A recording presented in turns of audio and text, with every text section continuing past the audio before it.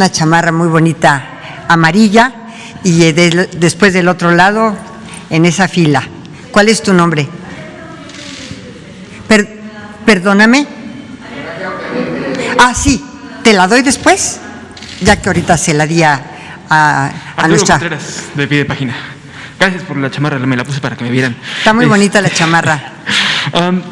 Sobre la estrategia, muchas activistas, muchas feministas han pugnado por la creación de una fiscalía especializada en la atención. Ya existe una fiscalía, ¿no? La FIBEMS, la Fiscalía Especializada en la Atención a las Mujeres y Trata de Personas. Entonces, ¿qué ha pasado esto? ¿Cómo se suma? Y una segunda pregunta, nos habían dicho que en esta semana nos iban a informar sobre el tema migratorio. Entonces, saber si, cuándo va a pasar esto, ¿no? Y saber si más o menos se calcula que hay 68,000 migrantes atrapados en la frontera por el programa Quédate en México. Entonces, pues a ver si se van a mandar a Estados Unidos, si se va a buscar manera que se resuelvan estos trámites allá, o si se van a quedar acá, ¿no? O qué se va a hacer, porque la atención que se le está dando aquí en México es terrible, ¿no? Eso, y saber qué ha pasado con la fiscalía, saber si estos esfuerzos se suman o si se va a atender esto, ¿no? Muchas gracias por tu pregunta. Tengo dos comentarios que hacerte. La primera es que voy a invitar a la titular de la Unidad del Fortalecimiento del Sistema de Justicia, a Paulina Telles, que dé una breve intervención en estos días que tenemos esta oportunidad, para que te diga qué fiscalías de las 32 entidades federativas realmente han querido avanzar en fiscalías especializadas. Recuerda que toda la violencia está dentro de los municipios, o sea, el municipio es quien tiene el primer servicio que darles a las mujeres para evitar la violencia. Entonces, yo creo que las fiscalías de los diversos estados deberían tener primero una fiscalía especializada y después tener en los diversos municipios, sobre todo en aquellos municipios en donde señaladamente existe más violencia contra las mujeres, ahí tener delegaciones de fiscalías especializadas. Esto sería de una ayuda impresionante e importantísima también para la Secretaría de Seguridad Pública, que tuviéramos este tipo de fiscalías en los municipios o las delegaciones de estas fiscalías especializadas en delitos de violencia en contra de las mujeres, porque así podríamos tener a primera mano esta intervención directa, pero yo creo que también, como en todo, la prevención y los centros de atención que tenemos en toda la República. Yo creo que vamos a avanzar a más de 50 este año y queremos seguir avanzando. En el tema migratorio, también me gustaría invitar, si no tienes inconveniente, porque va a cambiar y ya está cambiando la política migratoria del presidente Biden.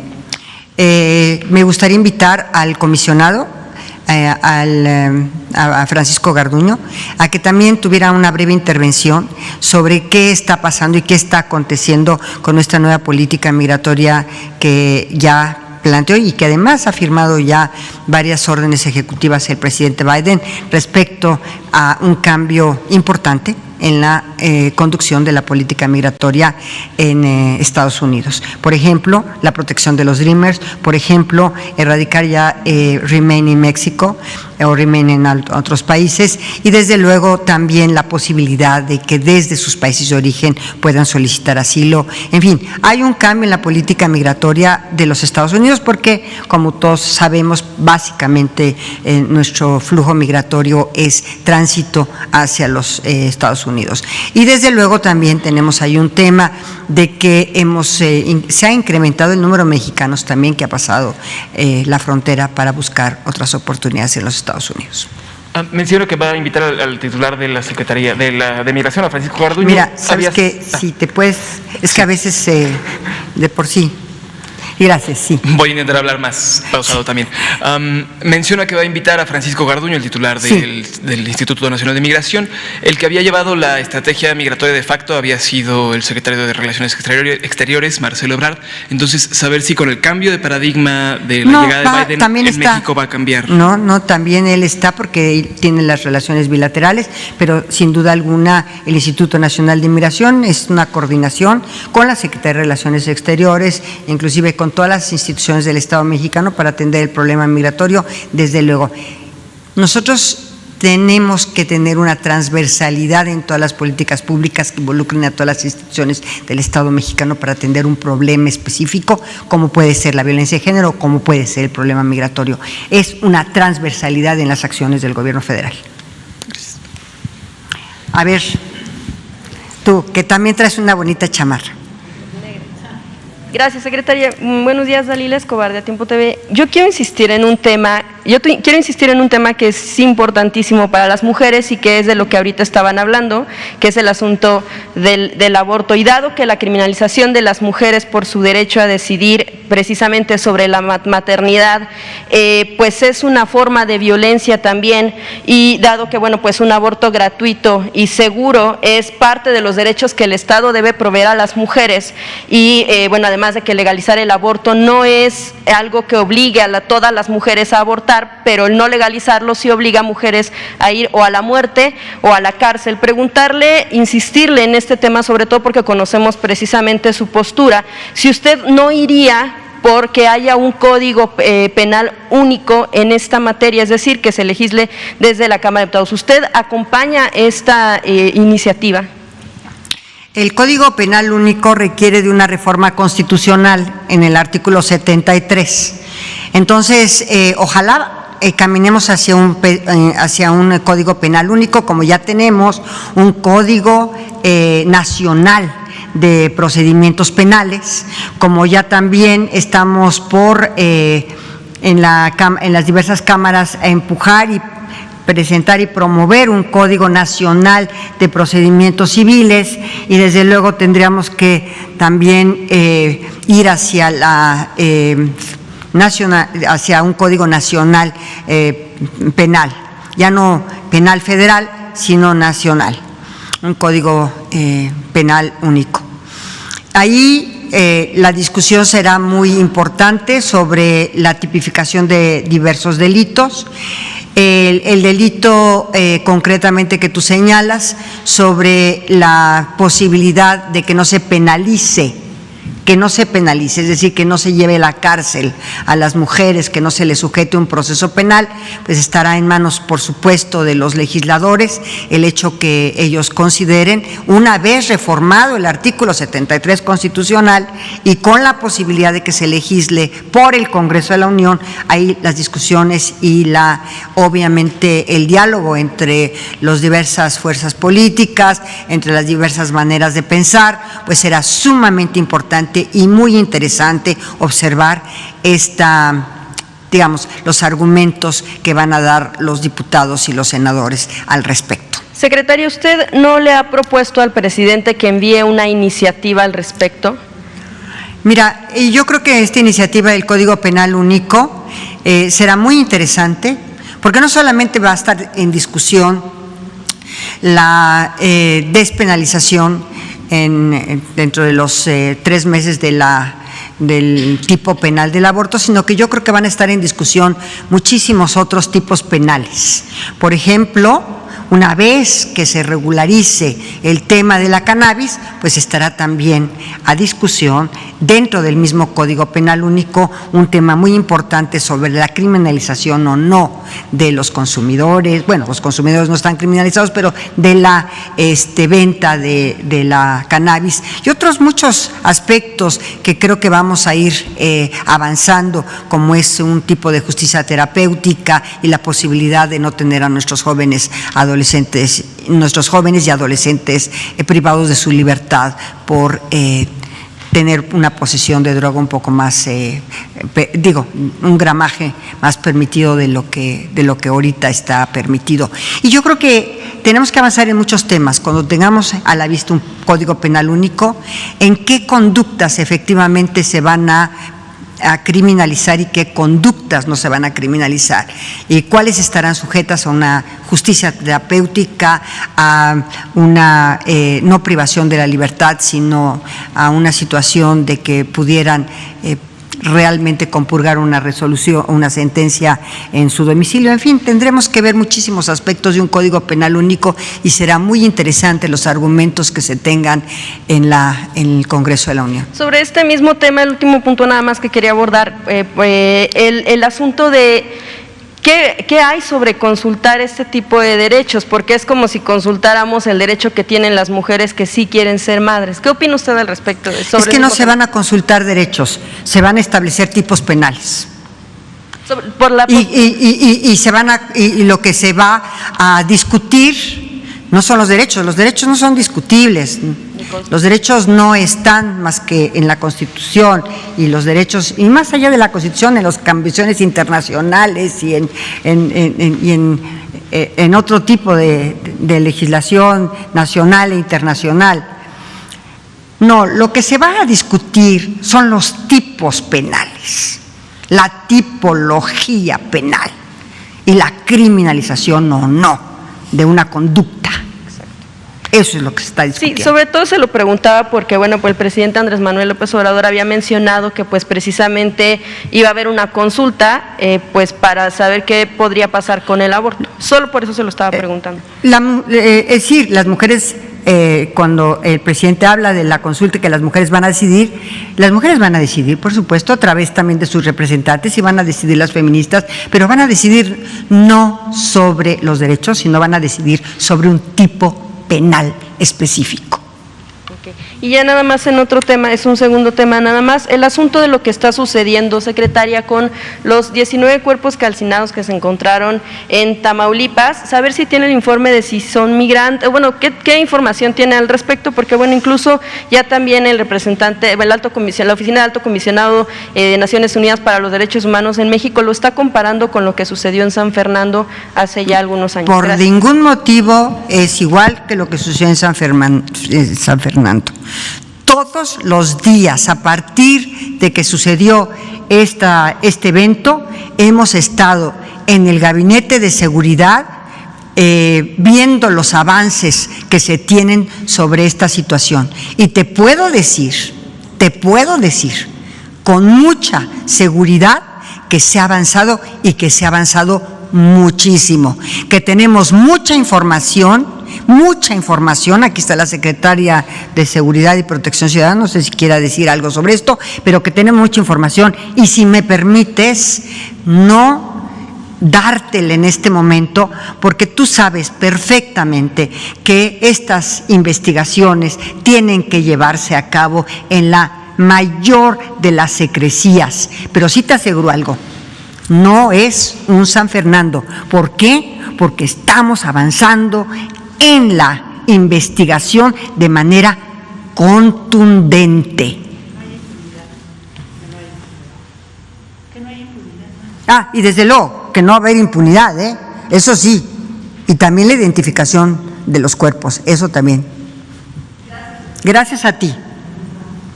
A ver, ¿me permites también otro chaleco muy bonito? El beige. Muchas gracias. Gracias, buenos días, secretaria. Arturo Pavón, de el Chapucero Network, allá en Tabasco, con Nacho Rodríguez. Muchas gracias. Bueno, para hacer un poquito de contexto rápidamente, es solamente un tema que tiene que ver al final de cuentas con violencia hacia las mujeres.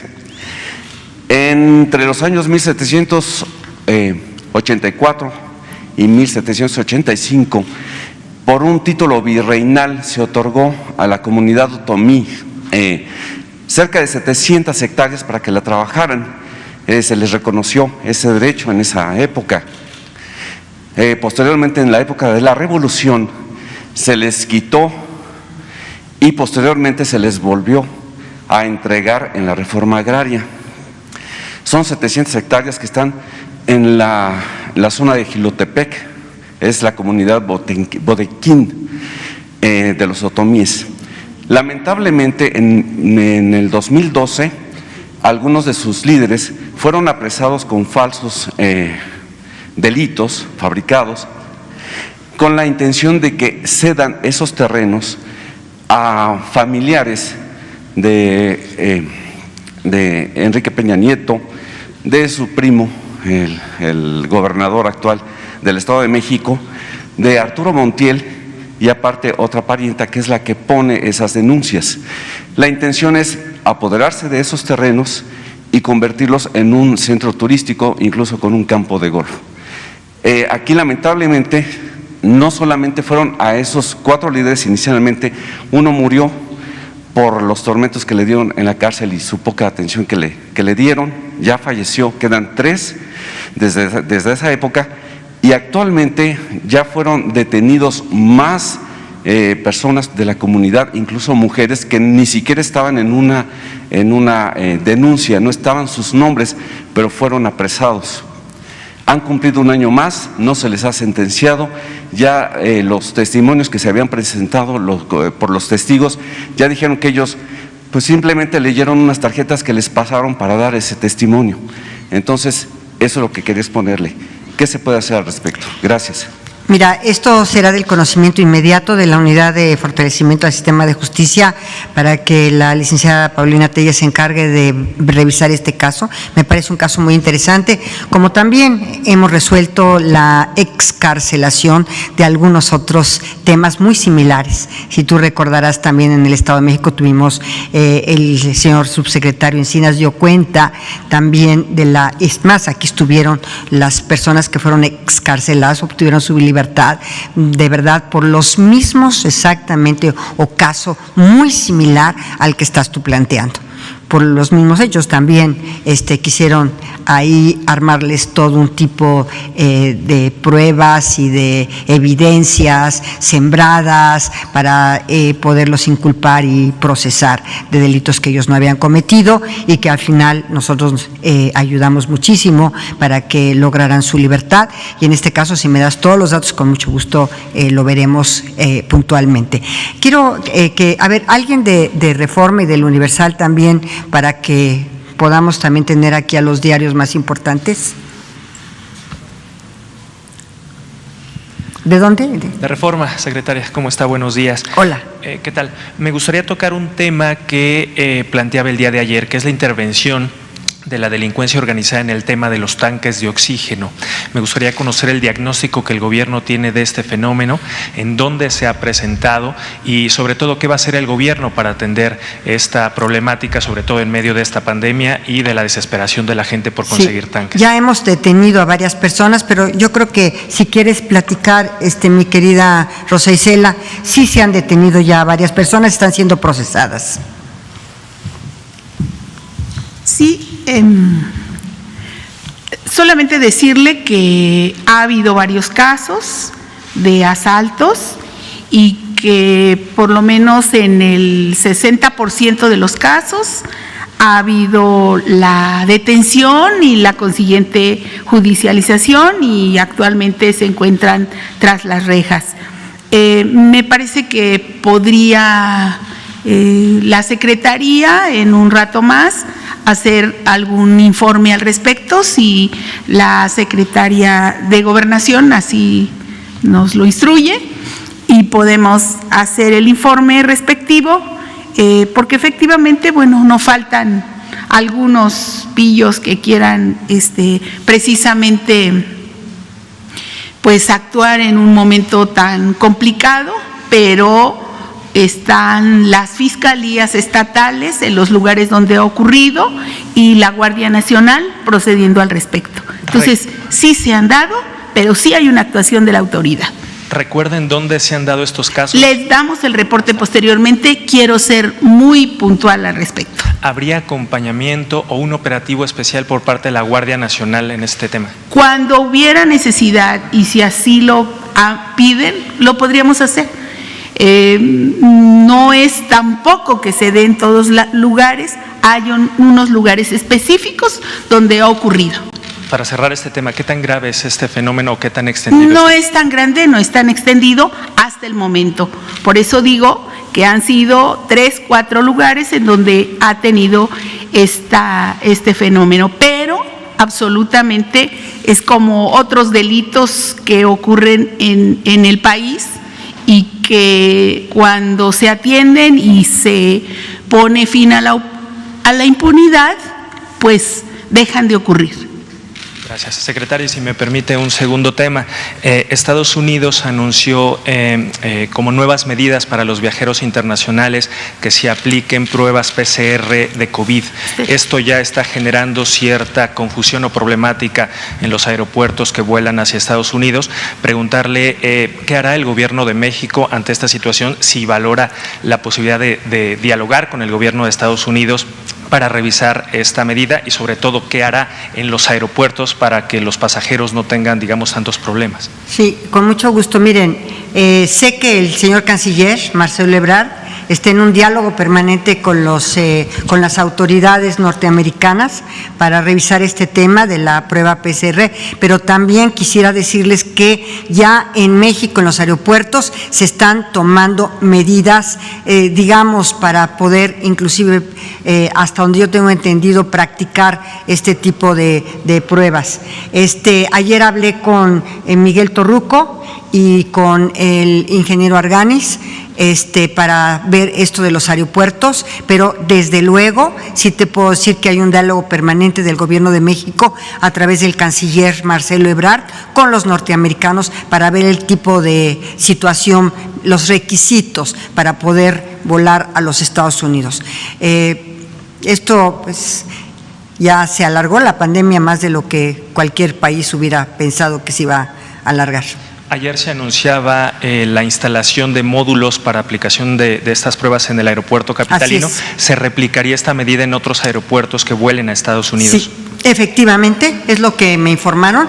Inclusive ayer hablé largamente con Miguel Torruco, que es el secretario de Turismo, precisamente porque afecta en gran parte al turismo tanto que va a los Estados Unidos como al turismo que nosotros recibimos aquí en la Ciudad de México y en los otros aeropuertos internacionales que tenemos en el país. Y sobre este tema, secretaria, ¿valora el Gobierno de México aplicar la misma medida para los pasajeros internacionales? Se le ha preguntado anteriormente al subsecretario Gatell y ha dicho que no, pero ante esta, digamos, restricción del Gobierno de Estados Unidos y también de España, ¿se valora esta posibilidad por parte del Gobierno de México? Mira, yo creo que este es un tema que corresponde a dos secretarías muy claramente, a la Secretaría de Relaciones Exteriores y a la Secretaría de Salud y también a la Secretaría de Turismo, pero básicamente la Secretaría de Salud y desde luego a la Secretaría de Comunicaciones y Transportes, porque finalmente son las instalaciones de los aeropuertos.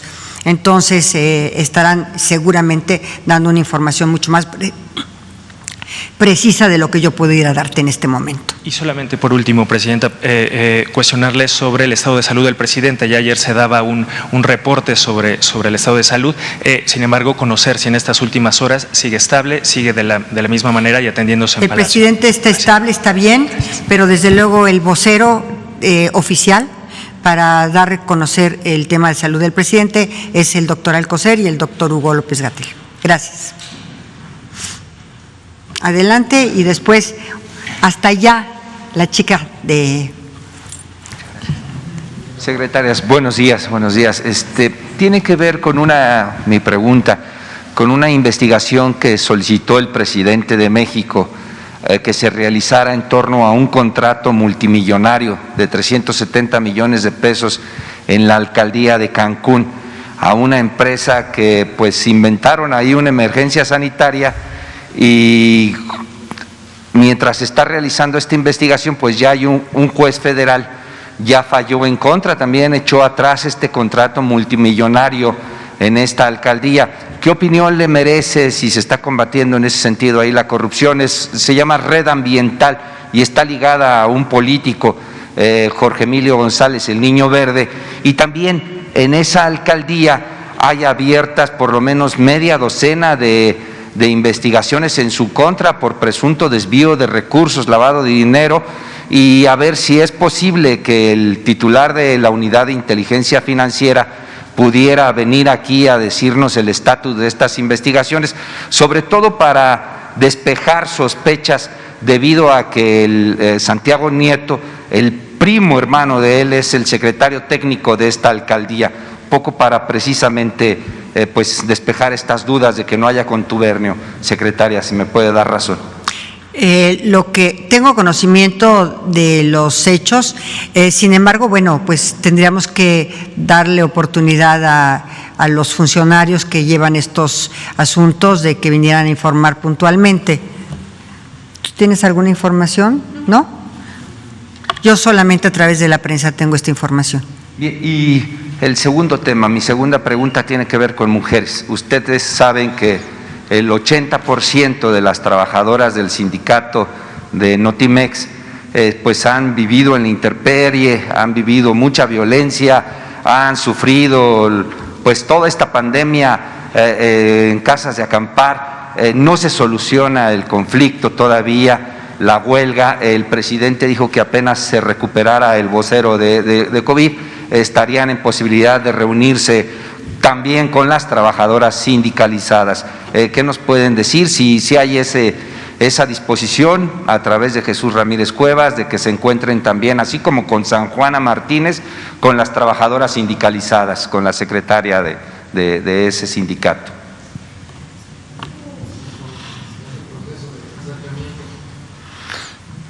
Va a haber un proceso de acercamiento seguramente, o ya hay, ¿no?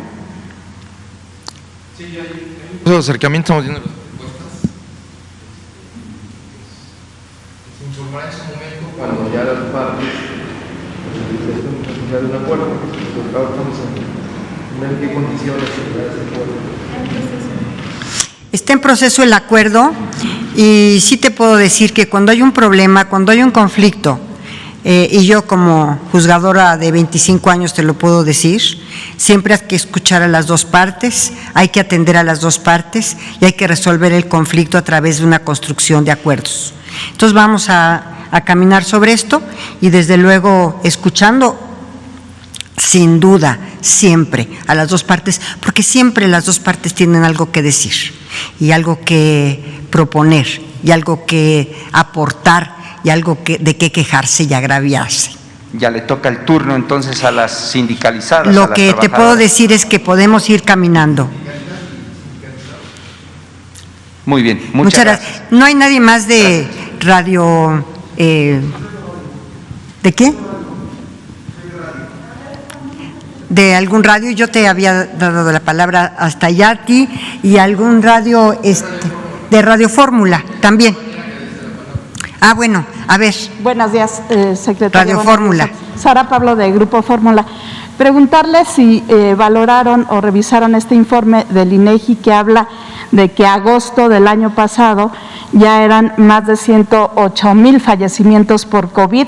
¿Qué se va a hacer con los registros que se tienen en la Secretaría de Salud? Si habría pues algún tipo de actualización, ¿cuándo se conocerá pues realmente cuántos fallecimientos por esta terrible pandemia ha habido? Mira, yo creo que el sector salud da un informe puntual, diario. El día de ayer estuvieron prácticamente casi toda la mañanera dando la información sobre el número de contagios, el número de fallecimientos, cómo están las estadísticas, las curvas de cada uno de los estados de la República, qué estados tienen oferta hospitalaria, qué estados tienen ya poca oferta hospitalaria, qué estados están teniendo mayor número de contagios.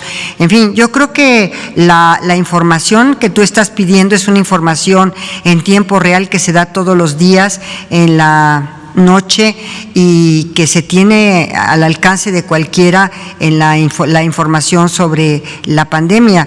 El señor presidente ha dado una instrucción muy clara, que se transparente y que se conozca la situación de la pandemia en todo el territorio, en cada una de las entidades federativas.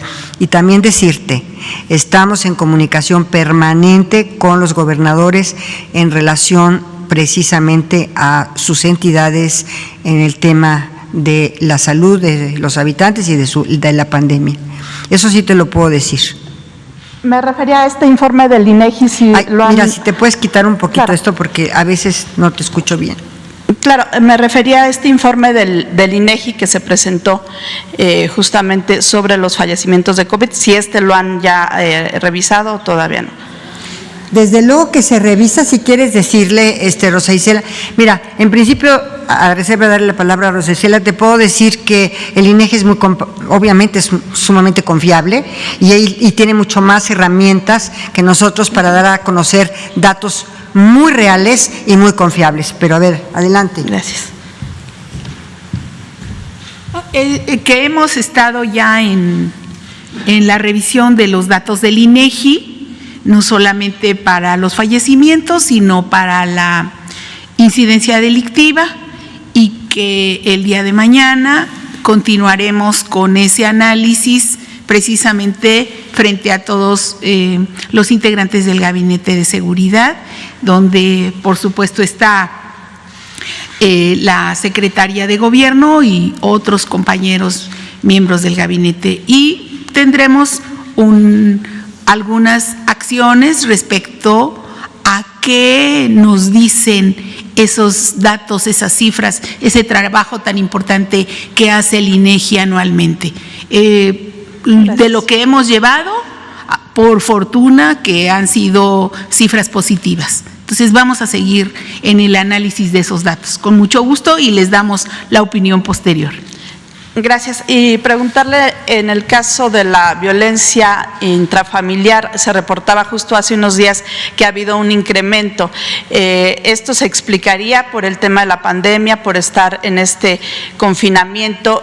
¿Qué tantas llamadas han recibido? ¿Cómo se están atendiendo estas denuncias? Si pudieran abundar. Gracias. ¿Cómo se están atendiendo en el 911 las llamadas y cómo acuden a los centros?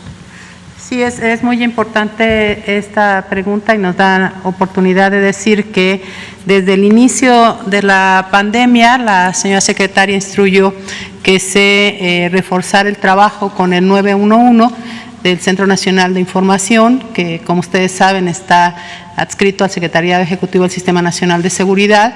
Tuvimos un número importante de reuniones con las y los titulares de los C4 y C5 en el país y diseñamos esta estrategia que permitiera que las mujeres y las adolescentes que viven violencia pudieran hablar al 911, pero no solamente hablar al 911, sino también garantizar esta red de servicios esenciales para que a través del 911 pudieran canalizar a estas mujeres, sea a un refugio especializado, a una casa de tránsito, a una atención específica a través de los centros de justicia. Entonces, nosotras hemos sido enfáticas en señalar la importancia de romper el silencio y de que las mujeres se atrevan a denunciar. Eso ha favorecido, digamos, el incremento, digamos, del número también de llamadas, ¿no? Por violencia intrafamiliar, que bueno, está considerada así, pero esta violencia recae sobre todo en las mujeres. ¿Qué tanto ha incrementado las llamadas? ¿En qué porcentaje? Las llamadas se incrementaron en alrededor del 5.4% promedio desde que inició el confinamiento y bueno, nosotros aspiramos a que cada vez más las mujeres se atrevan a pedir apoyo, ¿no? Que sepan además sus derechos, que conozcan los servicios de los que dispone el Estado mexicano y las entidades federativas para que puedan acudir con esa confianza y también en ese sentido señalar la importancia que tiene, como se decía hace un momento, reforzar en las entidades federativas el trabajo de las fiscalías especializadas en la atención a la violencia sexual y a los feminicidios.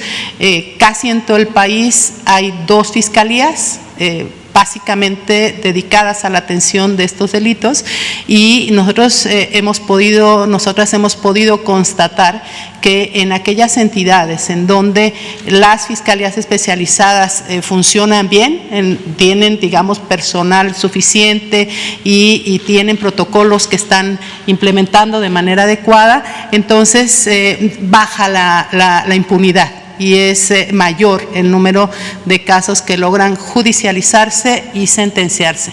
En promedio, en el delito de feminicidio hay, o en promedio nacional, hay, digamos, una impunidad del 50%, pero también hay entidades en donde la impunidad alcanza el 93%. Entonces, bueno, es como de conjunto ver este fenómeno de la atención a la violencia en contra de las mujeres. Es cuanto, secretaria. Gracias, secretaria. Y solamente plantearle el tema, decía usted que el vocero para el tema de la salud del presidente sería el secretario Alcocer y el subsecretario. Dada la importancia del asunto, no sé si podrían valorar, pues darnos por la mañana al menos algún tipo de parte, una información muy general para evitar vacíos, para evitar especulaciones, que al menos en las dos conferencias que tiene el gobierno, que es esta y la de la vespertina, se pudiera pues dar una información general en los próximos días. A ver, gracias. Bueno, yo ayer que me comuniqué con él precisamente para ver la estrategia de violencia contra las mujeres, que él sabía que iba a ser el día de hoy, y mañana el tema de bienestar, y el viernes el tema de las fosas, la comisión de búsqueda de las fosas clandestinas y de la investigación de los de todo el mecanismo extraordinario forense. Está muy bien, o sea, la verdad es que está bien, muy bien, está muy fuerte, está muy optimista, pero yo preferiría de verdad, yo les digo, su salud es buena, obviamente con el tema del COVID y su fortaleza, pero yo preferiría realmente que no me toca a mí, sino en la tarde, a los especialistas en su momento y en su caso, dar alguna información sobre el estado de salud del presidente, pero yo les puedo adelantar que está bien. A ver, ya, dos más, ¿sí? Por favor, porque si no, ya no nos vamos. ¿Mande? A ver, la de hasta allá, por favor, y luego uno de aquí.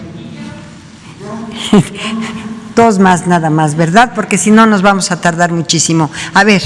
Secretaria, buenos días, Michelle Mejía de Multimedios. Solamente preguntarle en este tema relacionado con la salud del presidente, nada más saber si ya se hizo toda la logística, si ya se recabaron a todas las personas que estuvieron cerca del mandatario para saber si se van a realizar las pruebas.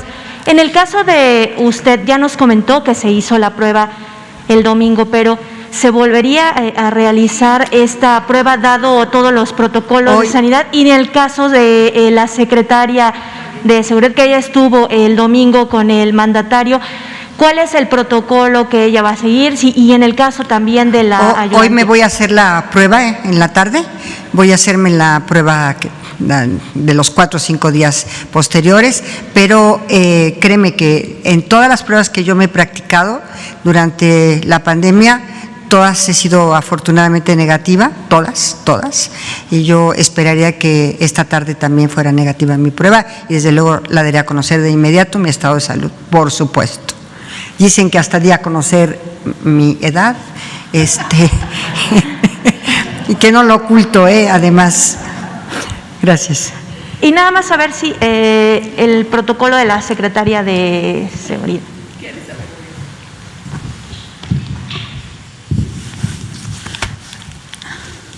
Muchas gracias. Desde el día domingo nos hicimos 2 pruebas, el equipo que nos acompaña. La primera relacionada con la PCR, que es el común, el procedimiento más común. También hicimos la prueba de anticuerpos para saber cómo estábamos y estamos bien. De todas maneras, el protocolo nos indica que tenemos que hacernos una prueba hoy o mañana, y voy a hacerme la prueba hoy en conjunto con el equipo.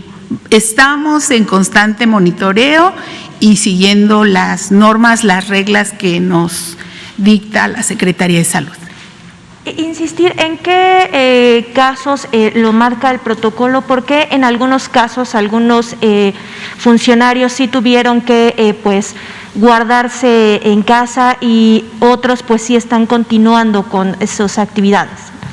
Lo que pienso es también la cercanía, digamos, también de la prueba PCR y también de la opinión médica, ¿no? O sea, ¿qué te dice voy saliendo de un proceso de COVID, tengo una instrucción, no tengo un proceso de COVID, pues es diferente. Entonces, pues de eso depende, pero estamos bien. ¿Qué te dice la prueba? Hasta el día de hoy estamos bien. En la tarde, quién sabe, ¿no? Okay. Muchas gracias. Sí, mira, respecto de mí, porque ha habido tantas especulaciones que más vale aclarar de una forma ya inmediata todo. Cuando yo recibí la llamada del señor presidente el domingo en la tarde, inmediatamente yo estaba todavía en Monterrey, tomé el vuelo para regresar a la Ciudad de México. En ese momento estaba yo prácticamente por tomar el vuelo y le llamé a mi hija y le dije que si podía estar el doctor que siempre nos ha estado atendiendo en las pruebas de COVID en la casa cuando llegara yo del aeropuerto. Ahí estaba, me la tomé alrededor de las 8:30 de la noche del domingo. Obviamente no está abierto el laboratorio a las 8:30 de la noche el domingo. Se procesó al día siguiente la prueba, precisamente porque pues era domingo y en la noche. Se procesó al día siguiente, me hice 2 pruebas, una rápida, negativa, y la otra PCR, negativa también. Hoy me practicaré la otra prueba. Estuve a una distancia muy razonable del presidente. El viernes que estuve ahí, básicamente estaba el presidente, la secretaria de Seguridad y Protección Ciudadana, y después estaba yo, y no volví a tener contacto con el presidente hasta, no volví a tomar el contacto con el presidente, inclusive ni el sábado ni el domingo. Entonces sí fue una distancia muy razonable con la que yo estuve de distancia del presidente, y me hice las pruebas y hoy me haré la siguiente. Entonces, dijeron que por qué tenía la fecha del 25 y no del 24, pero porque fue domingo a las prácticamente 9 de la noche. Y preguntarles si en las reuniones que han tenido ustedes a las 6 de la mañana también se han abordado el tema del comportamiento del coronavirus, principalmente aquí en la zona metropolitana del Valle de México. ¿Cuál ha sido el comportamiento que ustedes han notado en estos últimos días? Mira, pues todo esto nos lo reporta el sector salud todos los días en el Gabinete de Seguridad. Todos los días, a partir de que inició esta pandemia hace ya casi 11 meses. Y es lo mismo que se dice en la tarde. O sea, lo que nos informan en la mañana, en la reunión de seguridad a las 6 de la mañana, es exactamente lo que se dice en la tarde, en la transparencia y en la rendición de cuentas de cómo está la situación de pandemia en nuestro país. ¿Les han informado si sigue en ascenso, si hay una disminución? ¿Qué es? Yo creo que está absolutamente contenido en este momento y en un ligero descenso, hasta donde tenemos conocimiento.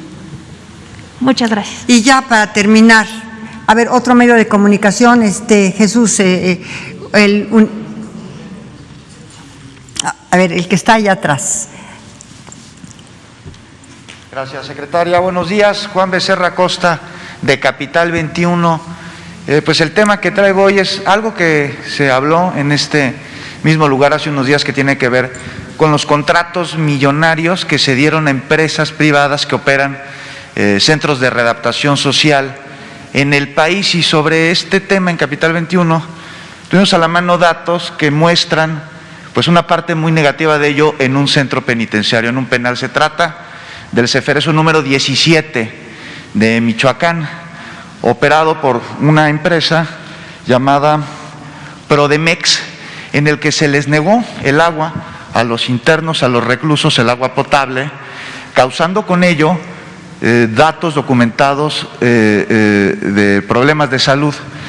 Entonces, el Instituto Federal de Defensoría Pública tomó este caso a solicitud, a queja de uno de los internos, y promovió amparos a nombre de este interno y de la población en general del centro penitenciario, Y a través de estos amparos se logró que en noviembre pasado una jueza de ejecución ordenara la restitución de manera inmediata del suministro de agua en el penal. A la fecha no está claro si están recibiendo o no los internos el líquido vital, un derecho fundamental, universal. Por una parte se dice las autoridades del penal que sí se les está dando, pero el Instituto Federal de Defensoría Pública dice que no es así. Y aquí el problema es que, pues parece que no se resuelve, parece que no se toma la responsabilidad, porque la autoridad del penal culpa a la empresa privada de incumplir un contrato que parece que no se está cumpliendo y que no se puede hacer cumplir.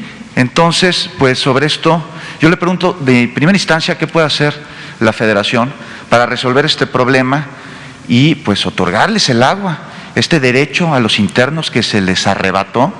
Y ya que se están revisando los contratos, secretaria, pues conocer si existe un mecanismo de sanción a estas empresas que operan centros penitenciarios e incumplen el contrato, y quién sería la autoridad en última instancia de verificar que en efecto se cumplan estos contratos, y pues cómo garantizar que quien representa a la autoridad en los penales haga este trabajo. Sí, muchas gracias. En primer lugar, decirle que sí se revisó por parte de las autoridades de la propia Secretaría que encabezó este caso, esta denuncia que se hizo pública por parte de la Defensoría, y se encontraron algunas anomalías, efectivamente, como decía la denuncia, pero se solucionó, o sea, quedó solucionado el tema. Nosotros pedimos la intervención de la Comisión Nacional de Derechos Humanos, precisamente para que no hubiera ninguna duda. Imagínense que no se hubiera solucionado, tuviéramos algo peor. Entonces, lo que les hemos pedido a las autoridades penitenciarias es que reporten las anomalías que se encuentren y en lo que se pueda apoyar rápidamente para atender, como es nuestro deber, esta falta de líquido en algún penal que se pueda dar. Pero en segundo lugar, también decir que se han revisado los contratos a fondo. Aquí lo presentamos, nosotros teníamos pocos días de haber llegado, hicimos una revisión y se presentó un resumen. Seguimos en la atención de esos contratos y esperamos que en breve tiempo, no quiero decir cuándo porque no depende todo de nosotros, sino también de las empresas privadas, podamos dar un resultado muy consistente y muy sólido sobre qué cosa es lo que estamos haciendo en esas negociaciones. Tenemos buenas noticias con los que hemos estado negociando, así que el Estado, el Gobierno de México va a tener unos ahorros importantes. Estamos seguros que van a ser utilizados en atención de problemáticas como la que usted refiere. Entonces, prefiero no decir un adelanto, sino presentar un cuadro muy sólido y muy consistente con la información que resulte de estas negociaciones. Y aquí lo vamos a decir, y como fue la instrucción del presidente de la República, pues no queremos contratos onerosos para la hacienda pública y tampoco que sean gravosos para la propia Secretaría. Finalmente, secretaria, sí, justamente sobre esto que acaba de decir, sí, ¿existe la posibilidad y mecanismos para sancionar a estas empresas sí hay, en caso de que incumplan y tal vez rescindir estos contratos tan onerosos para el pueblo? Sí hay, obviamente, posibilidad de hacer unos, digamos, rescindir el contrato, pero también de hacer sanciones penales y sobre todo de tipo económico. Entonces, estamos poniendo atención en varios de ellos. Esperamos que no haya necesidad, que sea el diálogo y que sea la negociación el que nos ayude a tener un buen final, un buen resultado. Por supuesto que sí.